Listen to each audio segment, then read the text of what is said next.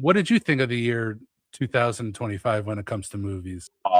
I ended up having a really deep list here, and I'm quite happy with a lot of the films I saw. Yeah, when I was going into fall movie season, award movie season, I was a little bit skeptical because there is a lot of directors, especially the big quote unquote auteur directors, that I they're not really my jam. I wrote down here's the list of what I'm calling like the middle tier of auteur directors. These are American filmmakers or foreign-born filmmakers clearly working with Hollywood that have at least 5 movies under their belt that made a movie in award season or in 2025.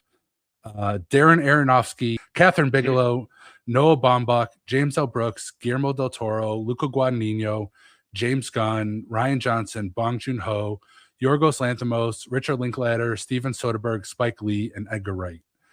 I have affinity for some of those directors more than others, but as a whole, when I look at that list, I'm a little bit eye cocked. And so this year didn't have any, they had some masters, but there's some big ones that didn't have films this year. So some elite auteurs: Steven Spielberg, Martin Scorsese, Ridley Scott, Christopher Nolan, Quentin Tarantino. And I'm personally going to put David Fincher on that list. Obviously, feel free to quibble. None of them had movies this year. Now, we did have some masters, and we'll talk about them, but that's a lot All of of those people you just mentioned have movies next year. a lot of them had movies next year, Yeah. but they didn't have movies this year. A lot of those directors, like I said, in this, I'm being a little bit unfair to someone like Spike Lee, but there's a lot of filmmakers that I was both questioning both before and after. And before we sat down into this list, I took a look at my list, and I don't think I have a single animated film.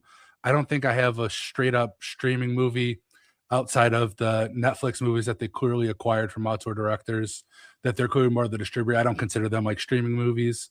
I don't have any documentaries. I have very few sequels. There's a lot of movies that are like original movies from really good directors in some way, shape, or form. And I was like, man, I kind of think that 2025 was sneaky a really good year for movies. Yeah,